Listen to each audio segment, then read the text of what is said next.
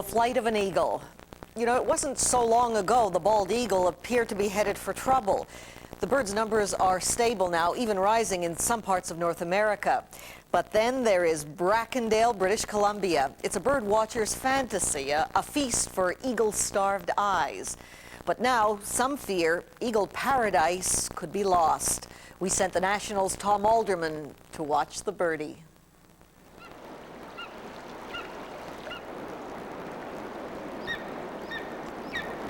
You don't have to be an avid bird watcher to know that of 9,000 species of bird on Earth, this is the king, the bald eagle, the national emblem of the United States. Though if you want to see this bird in all its imperial majesty, don't go to the U.S. You have to come here to the banks of this river by a small town just north of Vancouver.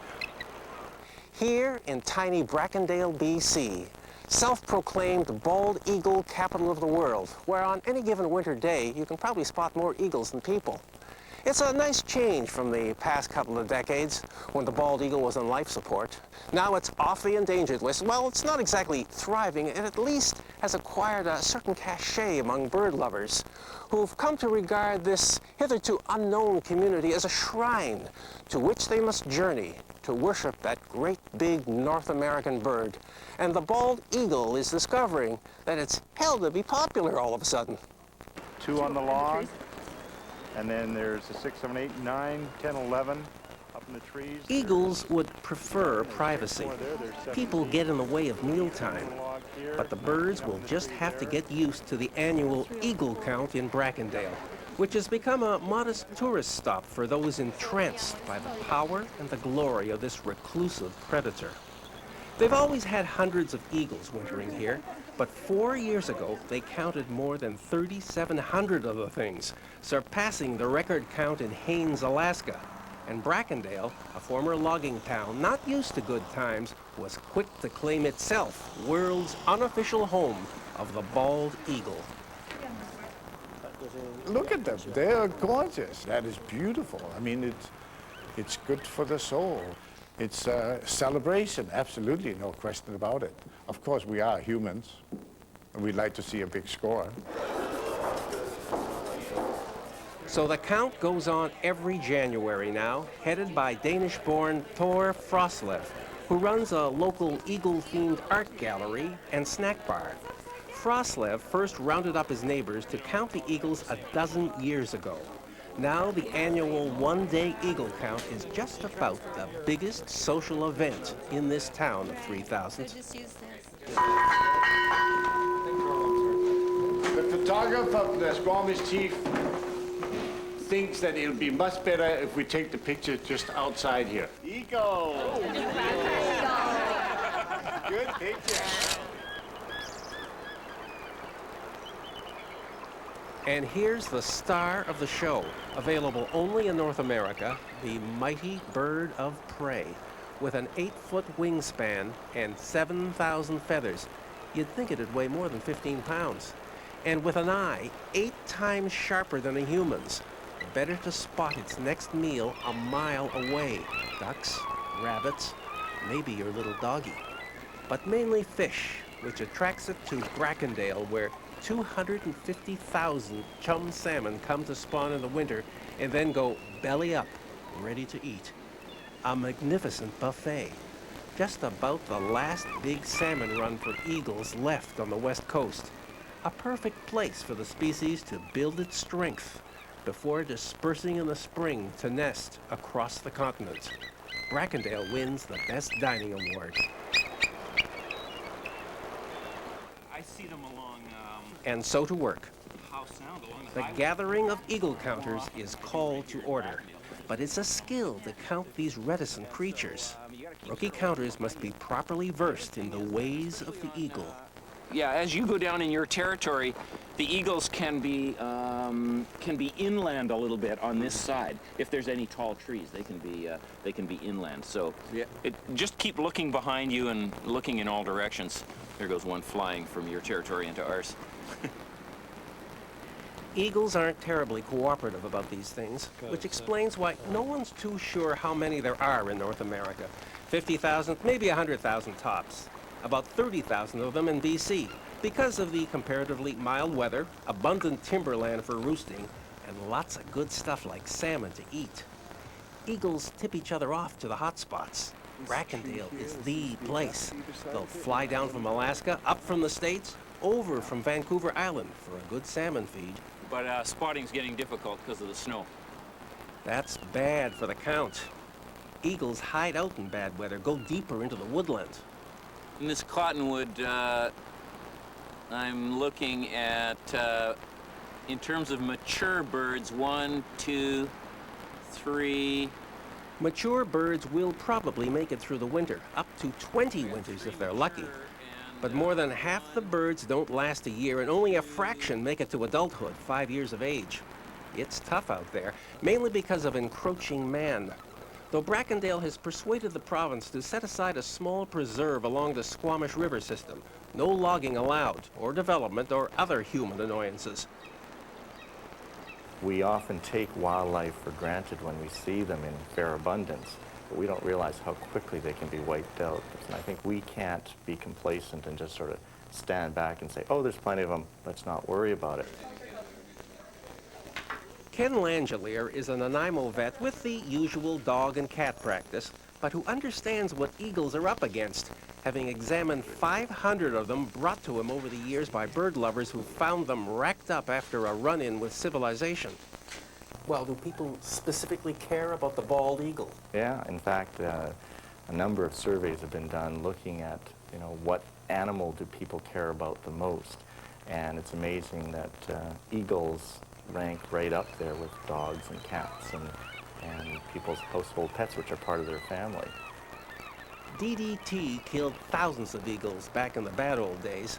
Now it's lead, mercury, and other unpleasant things ingested by the lower food chain, which finally gets to eagles at the top of the chain.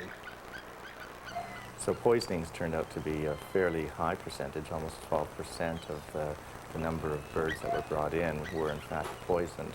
Electrocution's a high percentage, and then trauma probably next to that. So look, John, you can explain to me why power lines and eagles are a bad mix. When an eagle tries to perch on a power line pole, which they would want to do if there's no other places to park, they can come in contact with two wires. Because of their large wingspan, the wires are normally only a couple of feet apart, so they can get electrocuted and put the lights out for some of our customers. Luckily, eagles have friends in high places, like BC Hydro environmentalist John Mayer, whose job is keeping eagles from frying themselves on hydro lines, which they will do when large trees get cut down for development, and the eagle, who likes a high view, must settle for perching on a utility pole.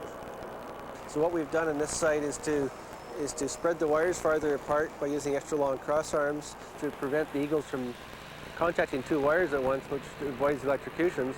And we put markers on the lines so that they would see the lines more quickly and be able to avoid colliding with the lines.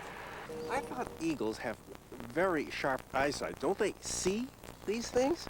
They can see the wires except when they're not paying attention. And if they're fighting over a fish that two of them are arguing about, they can stumble into the wires just by not paying attention to where they're going. And we often see that with mid-span contacts.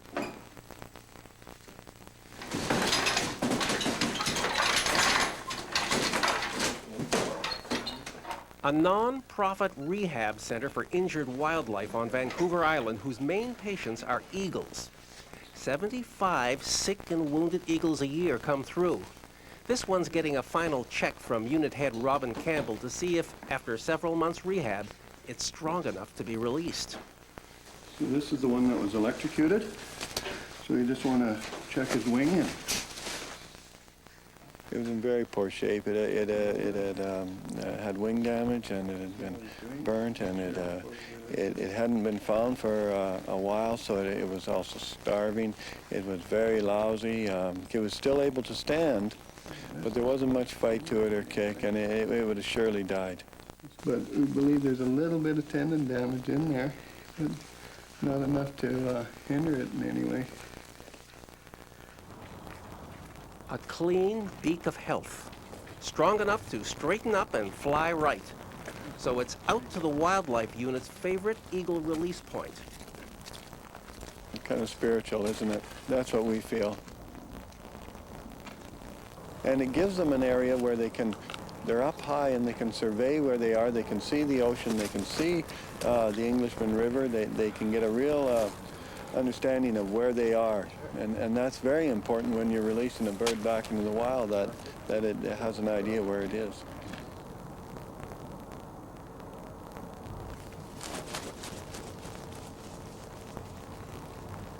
No surprise, it's headed east, right across the Juan de Fuca Strait towards Brackendale, and at about 30 miles an hour, easily in time for lunch.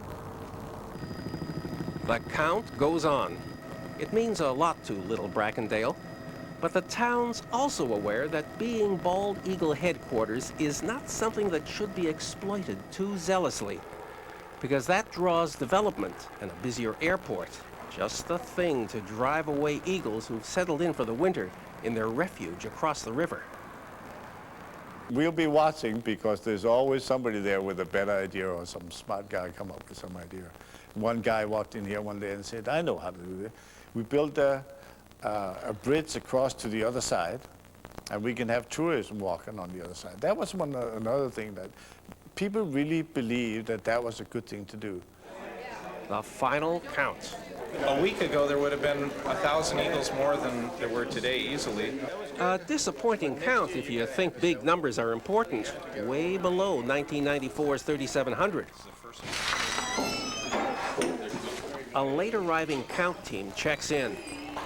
If they bump up the count too high, it'll mean more attention, more media visits. Not necessarily a wonderful thing for the egos who, if crowded by sightseers, can get rattled enough not to feed and starve to death. So that comes to 132, and that comes to? 1370. Well, that's good. A respectably low count, not too big. It's almost as if the eagles plotted it that way. For The National, I'm Tom Alden. Please don't you fly anywhere, because when we come back, I want to tell you about a story we're working on.